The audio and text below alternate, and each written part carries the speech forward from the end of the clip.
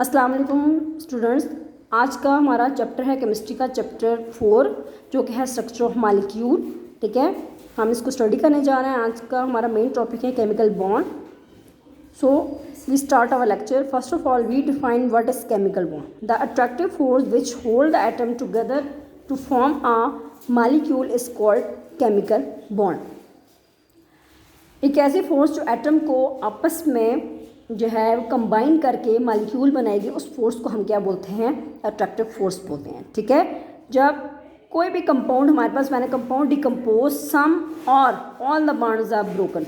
जब कोई कंपाउंड टूटेगा तो सारे के सारे बॉन्ड हमारे पास क्या हो जाएंगे? टूट जाएंगे। ठीक है, और केमिकल बॉन्ड एक टाइप ऑफ अट्रैक्टिव फोर्स है जो एटम्स को आपस में जोड़ेगी या कंबाइन करेगी। ठीक है, और एज अ रिजल्ट कंपाउंड या मॉलिक्यूल बनेगा। अब ये कंपाउंड जो है हमारे पास आयनिक भी हो सकता है, कोवलेंट भी हो सकता है, और कोऑर्डिनेट कोवलेंट बॉन्ड भी हमारे पास हो सकता है। ओके, जब एटम आपस में कंबाइन होंगे जिस अट्रैक्टिव फोर्स की वजह से, तो हमारे पास मॉलिक्यूल या कंपाउंड बनाते हैं। ठीक है, तो उस फोर्स को हम क्या करते हैं? उसको हम बोलते हैं कोवलेंट बॉन्ड कहते हैं। ठीक है, अब हमारे पास देखो, जब कोई भी एलिमेंट हमारे पास रिएक्ट करते हैं तो हमारे पास क्या बनता है? केमिकल बॉन्ड बनता है। ठीक, और केमिकल बॉन्ड जो होता है कब बनता है? जब हमारे पास केमिकल रिएक्शन होते हैं। ठीक, इस बॉन्ड को हम रीअरेंज करेंगे। ओके, अब हमारे पास 4 टाइप्स ऑफ बॉन्ड्स है। एक है आयनिक बॉन्ड, एक है कोवलेंट बॉन्ड, एक है हमारे पास कोऑर्डिनेट कोवलेंट बॉन्ड, और एक हमारे पास आ जाएगा मेटालिक बॉन्ड आ जाएगा। ठीक है, फर्स्ट ऑफ ऑल हम डिस्कस करते हैं what is ionic bond. Ionic bond the chemical bond which is formed due to complete transfer of electrons from one atom to another atom is called ionic bond or electrovalent bond। अच्छा, ionic bond और electrovalent bond आ जाएगा वो chemical bond जिसमें हमारे पास electron जो हैं completely transfer होते हैं एक एटम से दूसरे एटम में। ठीक है, इस बॉन्ड को हम आयनिक बॉन्ड बोलते हैं। अब ये जो ट्रांसफ़र ऑफ इलेक्ट्रॉन्स हैं ये एटम्स के दरमियान होगी। ठीक है, किस लिए होगी? कि हम या ऑक्टेट कंप्लीट करेंगे या हमने डुप्लेट कंप्लीट करना है। ओके, इस बॉन्ड ये जो बॉन्डिंग होती है ये हमारे पास या तो मेटल्स के दरमियान होती है या नॉन मेटल्स के दरमियान होती है। मेटल्स याद रखना कि हमेशा हमारे पास इलेक्ट्रॉन्स अपना लूज करके तो क्या बनाते हैं? केटाइन बनाते हैं। और नॉन मेटल्स हमेशा क्या करते हैं? वो इलेक्ट्रॉन्स को गेन करते हैं। देन हमारे पास क्या होता है? A9 बनता है। A9 हमारे पास क्या होता है?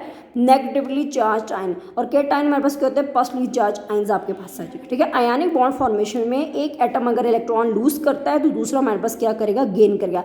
जो एटम अपना इलेक्ट्रॉन जो है वो लूज करेगा तो उसके ऊपर आएगा पॉजिटिव चार्ज, और दूसरा एटम जो इलेक्ट्रॉन अपना गेन करेगा, ठीक है, तो उसके ऊपर आएगा नेगेटिव चार्ज। ठीक है, अपोजिट चार्जेस के दरमियान हमारे पास electrostatic force of attraction create होती है।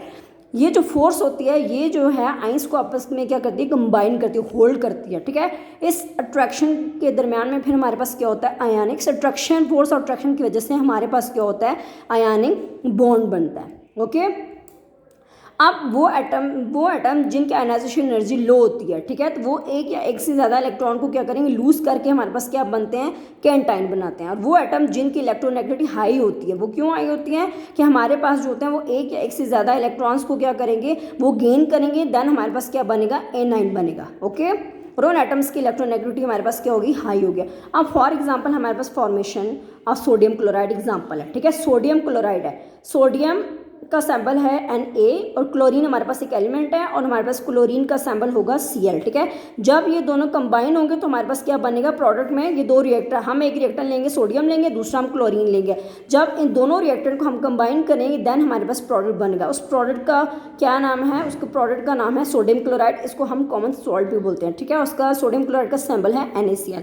ठीक, अब एटॉमिक नंबर सोडियम का हमारे पास है 11। ठीक है, इसकी इलेक्ट्रॉनिक कॉन्फ़िगरेशन हमारे पास, अब इसके 3 शेल होंगे। एक शेल होगा K, first shell, second shell हमारे पास होगा L, और थर्ड शेल हमारे पास होगा M शेल होगा।